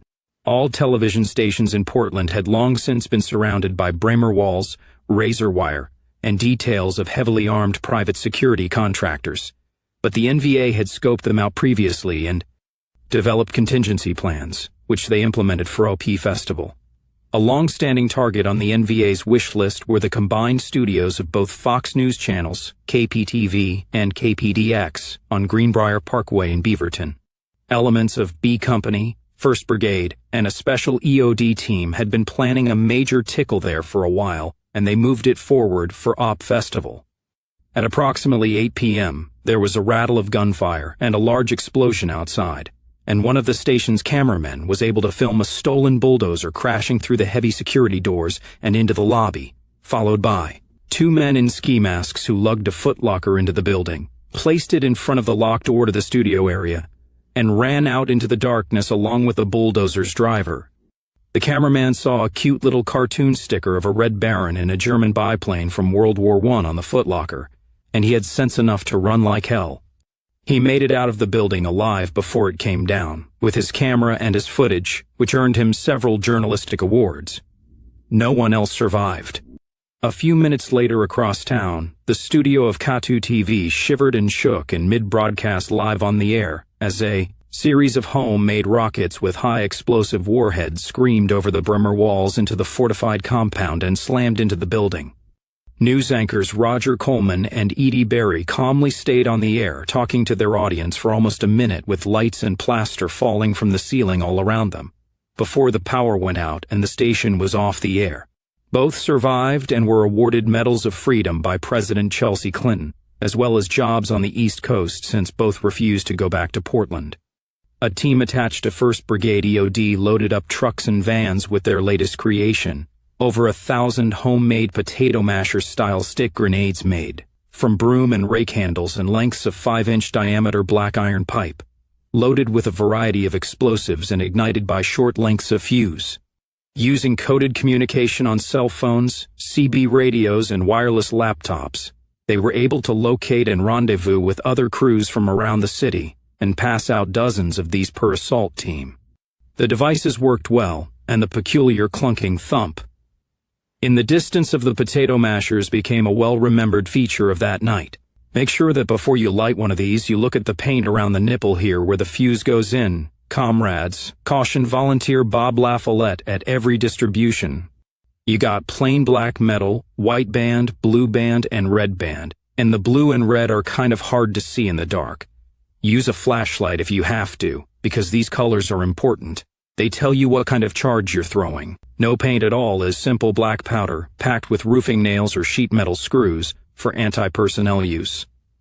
White is nitrocellulose mixed with white phosphorus. That's an incendiary. If there is anything burnable around, these babies will ignite it. Red is 3 sticks of TNT crammed inside the case. That's for a big blast when you really want to blow a hole in something. There aren't many blues, but they're military C4. And also some bathtub gel ignite the Red Baron cooked up on his day off. Those are for enemy vehicles. Toss one of those under a striker and the blast will flip the damned thing over on its back like a crab. By 8 o'clock, serious casualty reports were coming in and the hospital emergency rooms were filling up. Lights were going out all over town as the NVA knocked out power transformers on poles and brought down carefully selected lines, plunging the Pearl and the most heavily American-occupied areas into darkness. Try to keep the power on in the white areas of town, Coyle had ordered. The power plants are too heavily guarded to be attacked without unacceptable casualties anyway. I want the word to get around that we do differentiate, and that we're not just a bunch of loonies out to cause mass destruction for the hell of it. The white public has to understand that this isn't just random violence, that there is a reason for it and it's directed only against the people who don't belong here, not against them. Teams of gunmen drove through the darkened streets to specific addresses, working off lists provided by the 3rd section of suspected government sympathizers whom the NVA hadn't yet gotten around to dealing with. Rather than take the time to break in and go searching for specific people, they would stop outside a Zionist house, and even if it was dark inside, they would fire a magazine or two into the windows and toss a grenade, a pipe bomb, or a burning cocktail onto the porch or at the front door. This conveyed the message quite effectively to the persons of suspect loyalty inside. We know who you are and where you live, and relocation to more hospitable climes is advisable." Then the volunteers would roll on to their next target. Other teams roamed the city targeting certain buildings owned by the government, by Jews, by multinational corporations, or by other assorted anti-NVA elements. These were businesses, warehouses, offices, community centers, multiracial and multicultural churches, so forth and so on. They calmly pulled over, went inside or broke in, ran off any onlookers with a few warning shots, doused the floor and fixtures with gasoline, and torched the place. By 9 o'clock, there were dozens of fires reported all across the city, and the firefighting services were stretched to the limit and beyond. Fat Po and police, trying to respond to various emergencies around town, ran into the 3rd Battalion's ambushes on the exit ramps, including a large supply of RPGs, which the NVA had recently acquired from certain Russian international arms dealers, with the tacit approval of the government in Moscow. "Damn, we never had enough of these babies before," cackled volunteer Hiram Johnson of 3rd Battalion's C Company to his comrade Mike Buda as he watched a Portland PB van burn with several dead cops inside it. "Especially at Sunset Beach." "Yeah, now we can use them up like popcorn," agreed Buda. "Okay, hi, you're loaded. Now if we can just get Fatty to send us some more targets." "If they won't come to us, we'll go to them," said Lieutenant Ricky Parmenter, coming up behind them in the darkness. He was wearing what he now considered to be his lucky cowboy hat from Sunset Beach. "Cap just called. Says we need to change position after each contact so they don't try to zero in on us with choppers. We're bugging out to the Canyon Road exit." The elements from 1st Brigade's D and E companies sent to assault the University of Portland found the campus in chaos, devoid of police or FATPOs, all of whom had been ordered into North Portland or elsewhere through some act of carelessness or incompetence. About 50 volunteers split into 2 groups and moved into Eric and Annette's alma mater from Park Avenue on the south side of campus and 12th Avenue on the north side. The electricity was out, but the university's emergency generators had kicked in, so there was some light outside and in the larger buildings. Groups of students, mostly non-whites, were milling around on the quads, in the student union and in the dorms, some with candles, many with beers. A number of persons of color and wildly bearded Jewish-looking types were up on benches or planter walls haranguing small clumps of listeners with long, screeching tirades of the left-wing fight the fascists. Variety, one oddball Mexican was actually shouting the famous communist battle cry from the Spanish Civil War, "No pasaran." Some of the students had gotten hold of a motley variety of pistols and long arms from somewhere, probably gangbanger hardware, and they were flourishing them and firing them in the air, jumping around like demented monkeys and screaming about fighting the fascists. Then all of a sudden there was the NVA in the flesh, coming at them from out of the darkness, gun muzzles flashing, cutting them down with aimed shots like shooting fish in a barrel, and the student scum turned and stampeded in terror. The fascists passed all right, as they had done in 1938. Finally, the volunteers turned loose the first NVA secret weapon of the night, a pair of 2-man crews each armed with a homemade flamethrower built from scuba diving tanks that contained a pressurized load of homemade napalm, one of the Red Baron's creations, shot in a thin but volatile stream through a nozzle adapted from a welding torch. The smokers worked perfectly as they went from building to building and dorm to dorm. Inside 20 minutes, the entire campus was in flames. In North Portland, FATPO dug in, determined to protect the last major black enclave in the Pacific Northwest, as if they were an endangered species, which of course they were. The Federals threw up a perimeter of checkpoints, sandbagged positions, and hastily strung razor wire on every corner and intersection. They issued M16 rifles and loaded magazines to every able-bodied black male and female who asked for one, thus augmenting the already formidable arsenals of the Portland Crips, Bloods, and other street gangs. Jackson was cagey. His scouts reported what the enemy was doing, and he avoided sending his squads attacking directly into the fetid slum streets where they might get cornered or caught in a crossfire. Instead, he staged hit-and-run raids on the outposts around the perimeter of the ghetto with sporadic small arms fire and Molotov cocktails to keep the fatties pinned down, while at the same time he sent teams of arsonists infiltrating the area via alleys and side streets and over fences. These set fire to every wooden building they could break into or otherwise breach with cocktails, many of them containing the Red Baron's special flamethrower mix, although the white phosphorus grenades came in quite handy as well. There were a lot of wooden buildings in Portland. The NVA ringed the Black District with fires, and then they made sure the fires burned inward and not outward into the white neighborhoods, by simply refusing to let the fire trucks into the area, while allowing them to put out any blazes that transgressed onto white streets. Then Jackson broke out the NVA's second secret weapon of the evening's gala event, two carefully hoarded factory-made 81 M&M mortars bought from corrupt Army ordnance personnel at Fort Lewis. Both weapons had skilled military-trained crews to serve them, recruited from among the NVA's many Iraq and Iran veterans. He placed one mortar on Greeley Avenue and the other on Columbia Boulevard, assigned teams of riflemen to guard them from interference, and without hesitation he gave the order, "Fire up every round we've got, boys. We'll be able to get more. And we need to give Cat Lockhart a hell of a final salute." For several hours, the two mortars proceeded to rain over 500 shells down on North Portland in long, slow sweeps, working a grid pattern rather than trying to hit specific federal targets.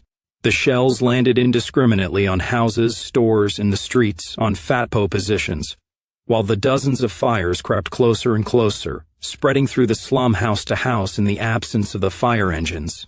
This sent mobs of blacks into the streets where they ran around like chickens with their heads cut off, screaming and bellowing in their fear and hatred of the white man, some wounded, many of them raving drunk or stoned on crack, many of them waving weapons in the air they'd gotten from the fatpo or pulled from their own hidden stashes. Rival gangs shot at each other, some shot at the fatpos, and the fatpos, almost as ill-disciplined as the mob, fired back. Store windows were smashed, and the Negroes began to loot, staggering down the street loaded with everything from plasma television sets to cases of potato chips, only to be shot down by bullets or blown to pieces by a falling mortar shell. When the black populace tried to escape from the area, they were met by muzzle flashes and rattling machine guns twinkling in the darkness as the NVA cut them down. By 10 o'clock at night, North Portland was a burning madhouse. The fatpo commander realized that his men were starting to desert or join the looters, and in order to retain any semblance of control, he had to give the order to evacuate and return to barracks. The Portland mayor and Oregon Governor Mike Sefendus were on the phone with Washington, D.C., screaming for the military to come and bail out the fatties and what was left of the hapless Portland Police Bureau. There were 3 main fatpo barracks in Portland, one on the east side on Foster Road, one in North Portland at the Portland International Airport, and a third on the south side on Ross Island in the Willamette River. The fatpos abandoned their posts, retreated to what transport they had left, and by midnight, they were moving in 3 columns of heavily armored vehicles through the streets toward their fortified sanctuaries. It was then that the NVA unleashed the third secret weapon Coyle had spoken of earlier, a fleet of 6 Somalian Taliban-style war wagons similar to Zack Hatfield's command vehicle, pickup trucks and converted SUVs on which had been mounted the deadly Browning machine gun. The NVA had already used several similar vehicles mounting lighter twin 7.62mm guns to launch attacks in various places around the Northwest, and Portland had 4 of these as well, which were now sent zipping through the still chaotic and burning streets of North Portland, blasting away at anything that moved, with deadly results. But they were hard to obtain, and ammunition for them in sufficient quantities even harder, so Coyle had been holding them in reserve until some special occasion called for their unveiling.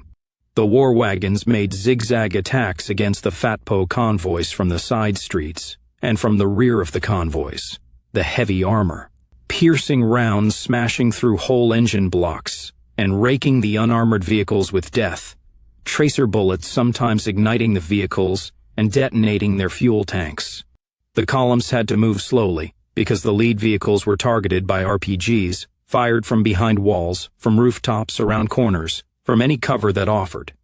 The rocket grenades in the weren't much good against the fatpo strikers or armored personnel carriers, but the trucks were vulnerable.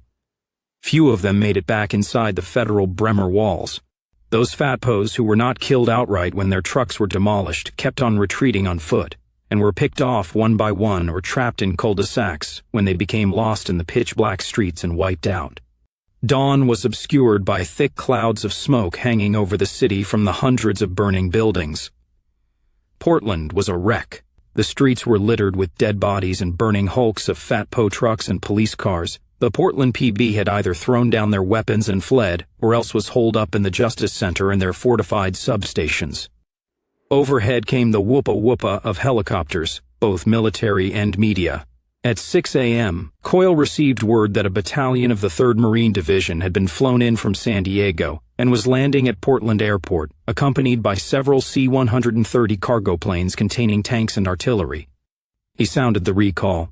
He picked up his cell phone, asked for a second dish of lasagna, and told his volunteers, "Comrades, you have my admiration and my congratulations on a job well done.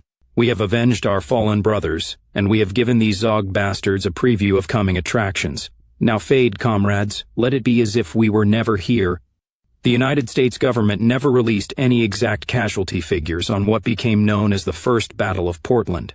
Hundreds of fatpos and police and at least 1,000 civilians surely died, but no one knows for sure.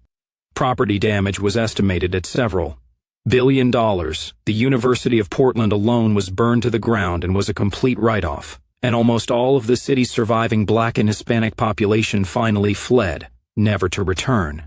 The NVA's official losses for the engagement were 12 dead and 28 wounded. Within an hour, there were no NVA left on the smoke-filled and corpse-littered streets, except for the participants in one last daring tickle. Around 3 o'clock that morning, with the city still rattling and shaking to machine gun fire and explosions and glowing from the many fires that had been set, Captain Wayne Hill returned to the sugar shack after having asked for Jackson to meet him there. Jackson arrived along with Jimmy Wingo and Kicky McGee about 45 minutes later. "How's it going out there?" Hill asked. "A night to remember," said Jackson. "We're turning them every which way but loose, although we won't be able to keep it up. What have you got?" "Maybe a way to wind up Operation Festival with a big bang, physically and psychologically," said Hill. "Question: what is the one thing we've been trying to do for the past 4 years, but we haven't been able to swing yet?" "Get a package inside the Justice Center," replied Jackson immediately. "Right," said Hill. "The closest we've ever been able to get is a few RPGs tossed at the main gate and one truck bomb that didn't do much more than scar the concrete on the Bremer walls. The problem is that we've never been able to get anybody inside the damned place, past all the security and checkpoints, at least not with a 50 to 50% chance of getting out again.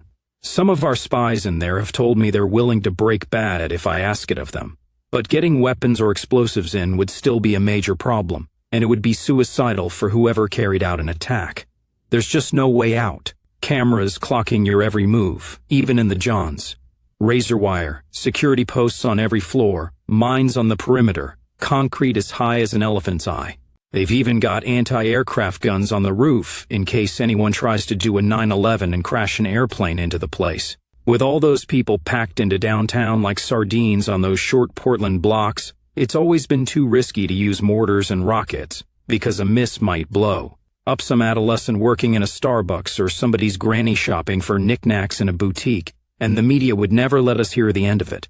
We've been able to hit a few of those armored vans and buses that take the bureaucrats and droids and contract workers in and out, and some airport convoys, which is one reason why they always use copters now, but we've never been able to get inside the green zone, for the simple reason that there's only one way in and out. "Well, yeah, besides the snitch gate, which we can't get into either," said Jackson with a shrug. "So?" Hill smiled and drew a plain white plastic square from his shirt pocket, which he held up. "What's that?" "Swipe card for the snitch gate," he said. "You're shitting me," said Wingo, startled. "Sorry, you're shitting me, sir. How do you know that's what it is?" asked Jackson, intrigued. "You're familiar with Baby Huey?" asked Hill. Baby Huey was Ray Ridgway's code name. He put us onto a good tickle this evening. Some top legal beagles have been visiting the Justice Center, an assistant U.S. Attorney General and his entourage. Apparently the military tribunals are becoming an embarrassment to Chelsea, or rather to her mom, who still hides in the Oval Office closet while Chelsea does business. They're bringing in what the British in Northern Ireland used to call diplock courts, which is basically just one single politically reliable hanging judge instead of a jury, but he's a civilian. They figure it will look better in the media when some senile old ward healer in a black robe orders an entire town deported to Nevada than when some nigger bird colonel does it. Just their usual rearranging the deck chairs on the Titanic kind of thing. I think they know they're whipped. They're just refusing to admit it. Anyway, due to us restless natives, all the copters were tied up tonight. The AAG and his flunkies decided not to risk trying to make it to the airport for their flight back to La Cesspool Grande, and so they had to rough it for the evening in some luxury suites at the Vintage Plaza Hotel. "That place is almost as heavily fortified as the JC itself," commented Jackson. "Blackwater goons coming out the wazoo. But let me guess. You got in?" "Myself and one of my colleagues, yes, and we were able to finagle the cameras," agreed Hill. "You'll have to wait for my memoirs to find out how, since if we want to strike while the iron is hot here, we don't have all night, or what's left of the night. Long story short, a couple of hours ago, me and my guy get into the assistant AG's hotel room with a couple of silence pieces. We find him in bed with a woman lawyer and we shoot him both in the res ipsa loquitur." "How do you know she was a lawyer?" asked Wingo. "We copped both their briefcases and her purse before we beat feet, then went through the stuff when we were safely away." Hill pulled out several more cards, one on a clip, and a leather woman's wallet from his jacket pocket. Full set of ID.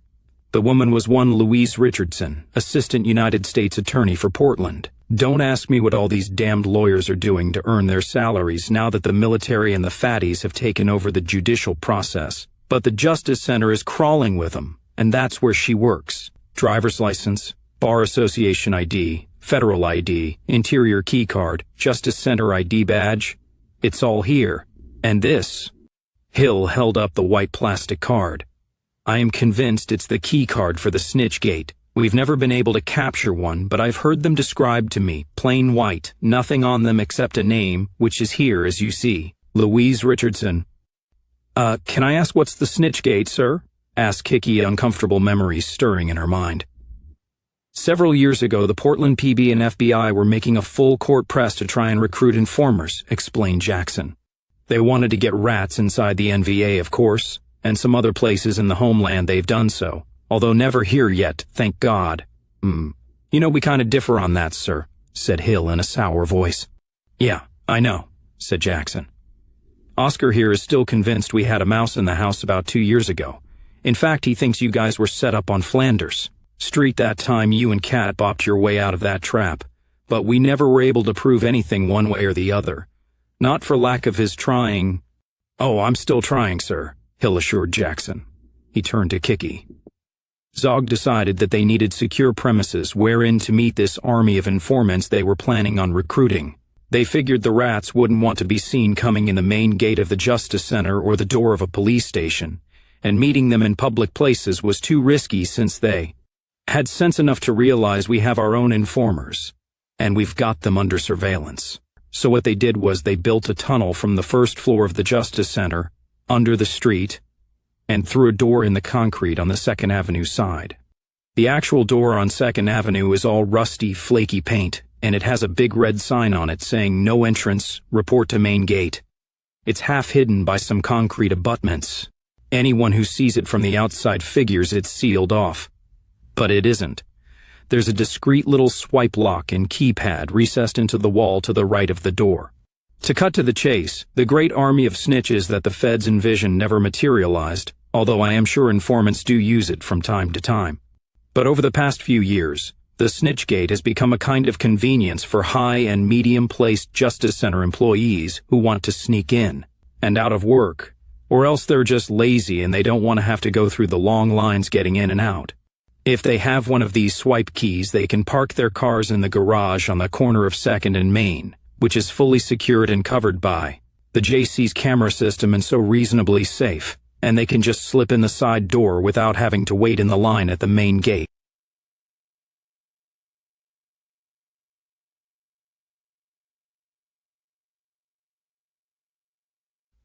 Possession of one of these swipe cards has become kind of a status symbol in the JC, a perk, an indication of privilege. Apparently the Richardson woman was privileged, since she was screwing an assistant attorney general, who presumably did not place the wedding ring we saw on her dead finger.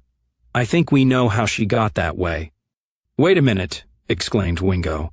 "You mean to tell me that the mighty FBI made a secret entrance into their main fortress, and it's guarded only by a magnetic lock and a keypad?" "Oh no," said Hill. "The enemy is evil, Lieutenant, but they're not stupid.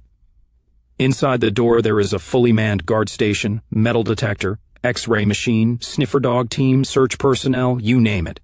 Once you get past that, you go down a corridor, and you go through the same procedure at the end on the first floor exit, plus the usual cameras and alarms, and of course you have to swipe your card and key and your access code at the other end again to get into the Justice Center building itself. It's just as tightly sealed up as the main gate." "So what good is all this stuff then?" asked Wingo, gesturing at the dead attorney's ID. "Until now, we haven't even been able to get that first door open," said Hill. "We can't get it open now unless we know this white card is the Richardson woman's Snitchgate swipe key," said Jackson irritably. "And if it is, we still don't know her passcode." Hill pulled out a black address book from his pocket and opened it. "I think we might," he said. Apparently, Ms. Richardson didn't trust her memory.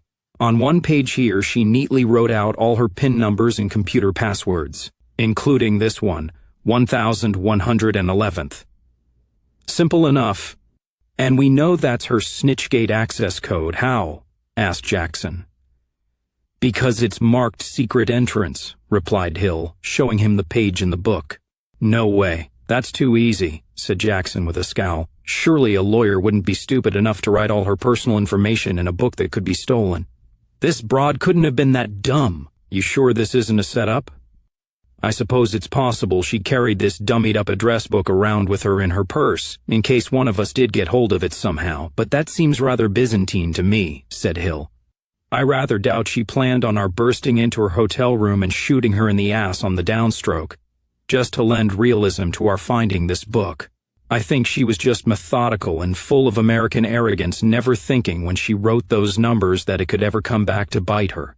After all, she was a high-powered attorney, and we're just redneck pump jockeys and dishwashers and janitors, right? How could us peasants ever dare to harm her? Ladyship? We're supposed to be shuffling and tugging the forelock, plain old American hubris. Gets 'em every time. So we can get the door open maybe," said Jackson dubiously. "And there's how many fatties or Blackwater goons or whoever waiting there for us?"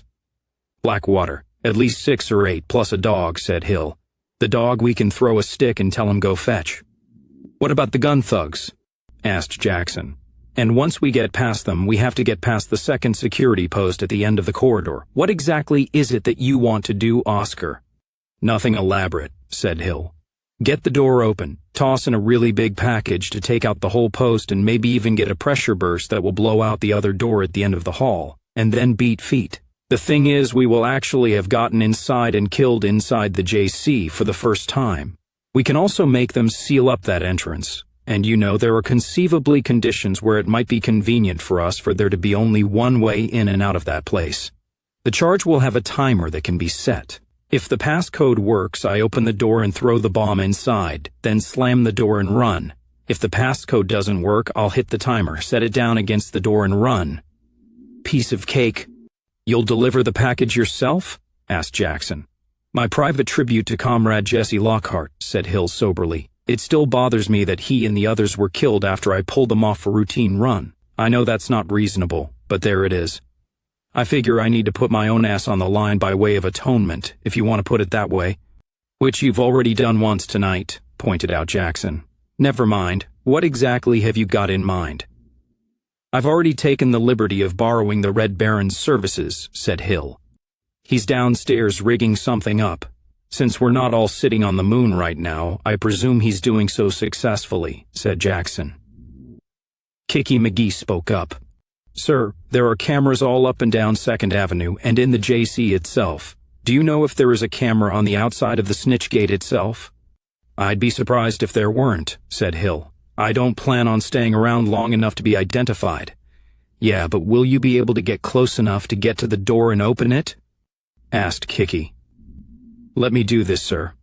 Remember what we've been doing tonight, really shaking Zog up. They're going to be doubly on edge down there at the Justice Center, and my guess is you won't be able to get close without getting stopped and searched.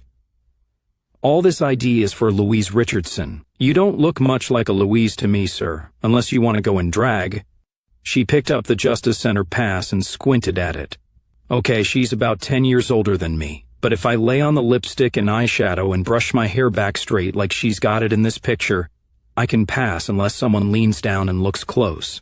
When she had to do the resurrection shuffle, Comrade Becky gave us female comrades some of her clothes, and I have a kind of lawyer-looking suit in my kit out in the truck I've been carrying in case I ever need to dress up, and it will cover all my tats. Let me put on that suit and paint up my face, put on that badge, and have the Baron put the bomb in a briefcase. Her briefcase, if you've still got it. When I go up to that door and swipe it, I'll find the camera and I'll fumble with my purse or something, look down so they don't see my face. They'll think they see a woman who's been coming in and out of their little rabbit hole for a long time, and if the access code doesn't work, maybe they'll even buzz me in. That works, said Jackson with a nod. Better than Oscar trying to sneak up and pry the door open with a woman's swipe card and a sack or a gym bag in his hand. Wingo wasn't happy, and his face showed it. He never was when Kiki was in danger, but it was understood that female volunteers had to carry their weight and their share of the risk, and personal relationships took a back seat to the cause of racial victory, so he stood by the code and said nothing. Oscar, I hope driving is enough risk to salve your conscience. Jim, you go with them. An hour later, they assembled in the basement in front of a work table behind which stood a slender young man with long auburn hair, wire-rimmed spectacles, and the sensitive face of a concert pianist. This was Lieutenant Paul Kurtz, the famous Red Baron, possibly the foremost bomb maker in the NVA. Top 5 for sure. Kiki was wearing her dress for success lawyer suit. It was a pleasant beige, but she hated the high heels that naturally went with it. Oscar says you want a big blast, Kurtz said to them. 6 pounds of Semtex should completely decimate an enclosed space of the kind that has been described to me. Make sure you close the door firmly after you throw the ordnance, comrade, he said, nodding to Kiki. If the door is open, a lot of the blast force will be dispersed. Then leave the area as rapidly as possible. With any luck, we might be able to bring down a retaining wall and do some serious structural damage to the Justice Center. There is the charge, which I will load into the case just now. Kurtz nodded to a block of material wrapped in black duct tape and with a circuit board and a battery taped to the top, from which protruded several wires. Inserted into a hole bored in the center of the block was a silver tube, the mercury fulminate detonator. We weren't able to use the lawyer's original briefcase, so I'm giving you this one, which has one of my tamper-proof detonation mechanisms. I have installed a double switch and separate AAA battery just behind the 2 locking devices. A small wire with a U-fork on the end protruded from just behind the handle and lay on the lining inside the empty case. 2 match heads rested on each tine of the fork. Once the charge is inside and the case is closed, there is no reason I can think of why you would wish to open it. But one never knows, Kurtz said to Kiki. He closed the case. If for any reason you do have to open the case, push the locking tabs up, like this, he demonstrated, and the briefcase opened smoothly. He closed it again. When you push the tabs sideways, as 99 out of 100 people instinctively do, Kurtz did so, and as he opened the case there was a pop and an electric spark from the forked end of the wire, with a small puff of smoke as the match heads flared up. The charge will detonate, blowing whoever opens the case to Kingdom Come, along with anyone else nearby. I suggest that before you allow anyone to take the case away from you and mess with it, comrade, you arrange to be either dead or elsewhere. Push the locking tabs down, instructed Kurtz. You will then have 20 seconds to get the hell out of Dodge. Why not 30? Asked Wingo. Because in that extra 10 seconds, one of the Blackwater apes might twig to what's going on. When he sees a briefcase sliding toward them, grab it up and toss it back out the door, said Kiki. Don't worry, Jim. 20 seconds is enough. It's a lifetime. As soon as I hit the timer and throw it, I'm losing these damned high heels, and I'll be back in the car before you know it. Just make sure you have my Reeboks in there ready for me. We better get going, said Oscar. Brigade just called. The Marines are landing and we want to get in and out before they arrive at the Justice Center. The mission consisted of 3 vehicles, 2 scout cars and a stolen government Lexus with illegal tinted windows. No one will be surprised at seeing a lawyer get out of this car, chuckled Kiki. They'll see me coming in my fancy threads and my briefcase with my badge dangling from my lapel. and they'll think that Louise chick is a real workaholic, coming in the day after Jerry Reb blew up the town. Dawn was coming up in the eastern sky. The day was going to be clear and cold. On their way downtown, the interstate was deserted except for the odd burning car or burned-out Fatpo truck, smoking on the shoulder or sometimes in middle of the center lane. Hill had to be careful not to hit any disabled vehicles. "God, I hope nobody blew any potholes in the road last night," said Wingo. "I'd hate to jar that briefcase on your lap back there, Kick." "Now which way did he say I wasn't supposed to open this thing?" she mused. Oscar got on the cell phone and spoke with the other two vehicles that had driven on ahead of him. "Okay, Levon says downtown is deserted except for the wreckage of last night's wild party," he told them. "Brigade confirms the fatties and cops have been ordered to stay in their holes. They're waiting for the Marines. That's good and bad at the same time. We won't have to worry about traffic, but we'll stand out more for being on the street. Kick, once you deliver the package, we pick you up on the wing and we rendezvous at Ankeny Park. We dump this car, which will be on their security tapes, and switch to the truck and the Buick. One vehicle departs across Burnside Bridge and the other up Front Avenue. Should be no problem unless they simply machine gun us from the gatehouses the moment we stop to let you out." "Thanks for the visual, sir," said Kicky. "You are sure you know where the snitch gate is, Kick?" asked Wingo. "I've seen it before, just didn't know what it was," said Kicky. "I am convinced the door will open for you with 1111th, said Hill.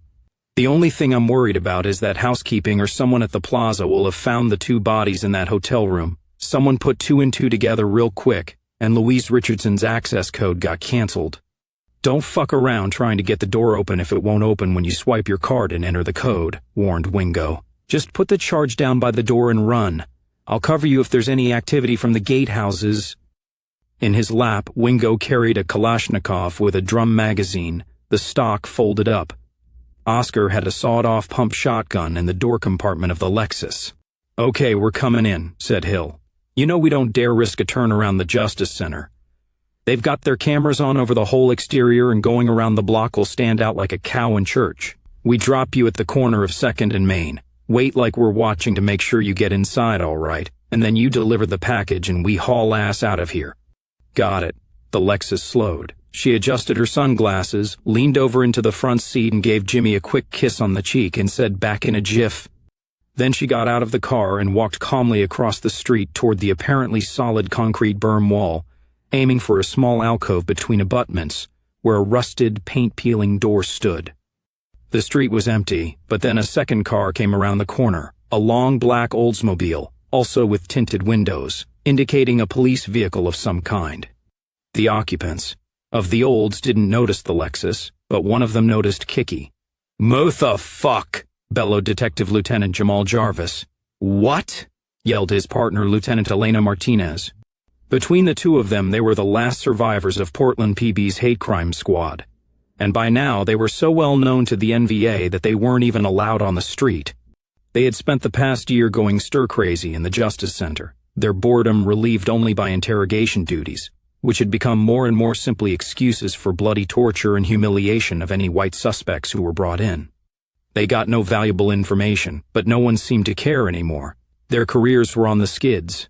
Laney had failed in her continual efforts to screw her way into the FBI and be assigned somewhere out of the Northwest. Jarvis had in fact just picked her up from the Vintage Plaza Hotel, where she had found the latest in her long string of highly placed federal lovers, an assistant attorney general, in bed with his Portland colleague Louise Richardson.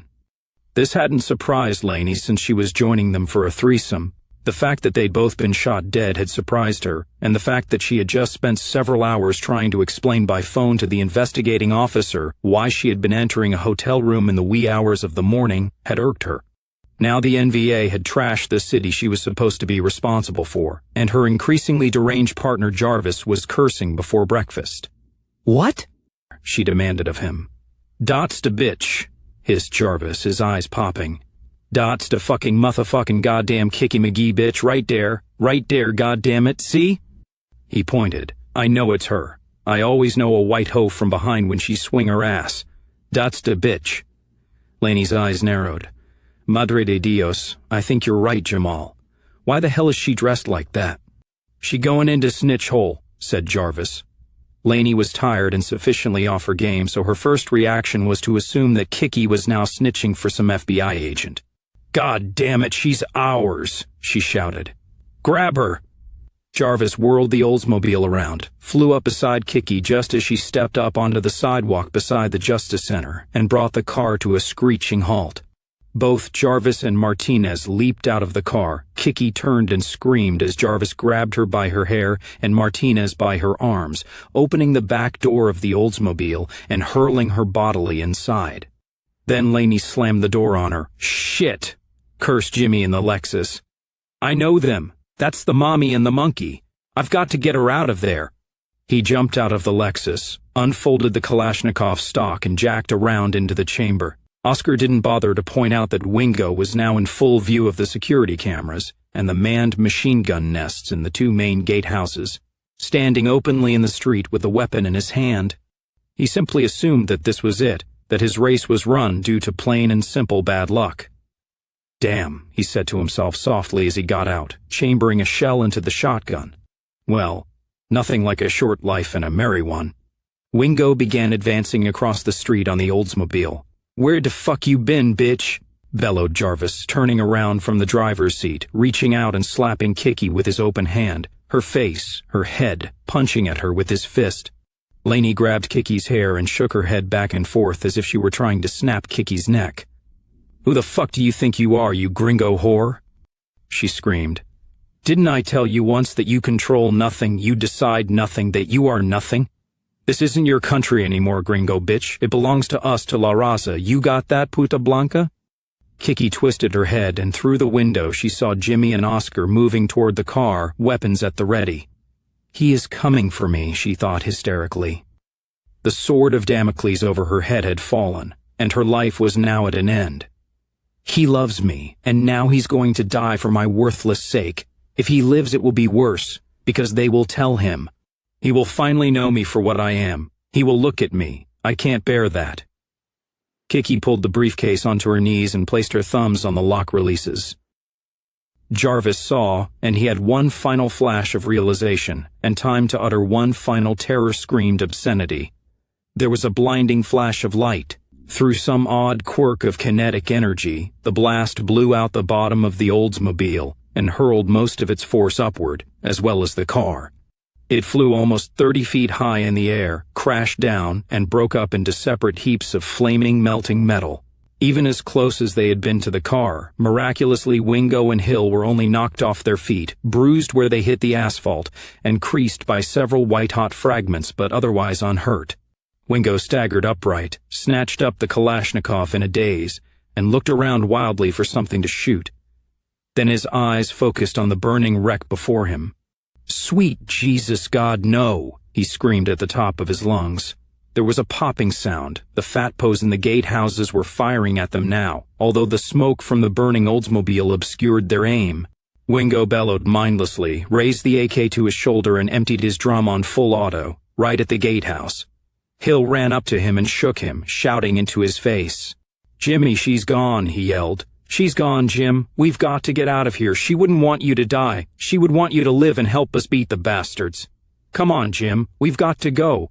Wingo finally seemed to notice that people were shooting at him, and he let Hill stuff him back into the passenger side of the Lexus. As Hill floored the accelerator and the car fled the area, the sun tipped over the concrete skyline to the east and flooded 2nd Avenue with the golden light of